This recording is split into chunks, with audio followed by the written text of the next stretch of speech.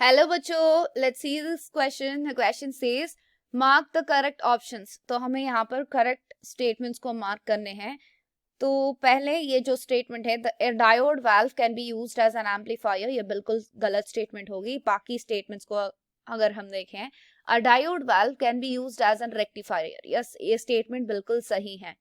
A triode valve can be used as a rectifier, तो ये पहले हमारी डायोड वाल्व है और ये कुछ इस तरह रहेगी, राइट. तो इसको हम रेक्टिफायर की तरह यूज कर सकते हैं, इसीलिए ये स्टेटमेंट को सही रखें. और दूसरी स्टेटमेंट का ये कहना है कि diode valve can be used as a rectifier, triode valve I mean. So triode valve को एज अ रेक्टिफायर हम यूज कर सकते हैं. तो यहाँ पर ये हो जाएगी हमारी triode valve. So this can be used as a rectifier.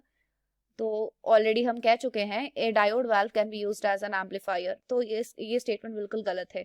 Diode valve को हम कभी भी एम्पलीफायर की तरह यूज नहीं कर सकते हैं. हम ट्रायोड वाल्व को यूज कर सकते हैं एज एन एम्पलीफायर. सो देखिए यहाँ पर a triode valve can be used as an amplifier statement बिल्कुल सही होगी, क्योंकि जब हम डेल्टा वीजी अगर इंक्रीज करेंगे, यहाँ पर प्लेट की करंट भी इंक्रीज कर जाएगी.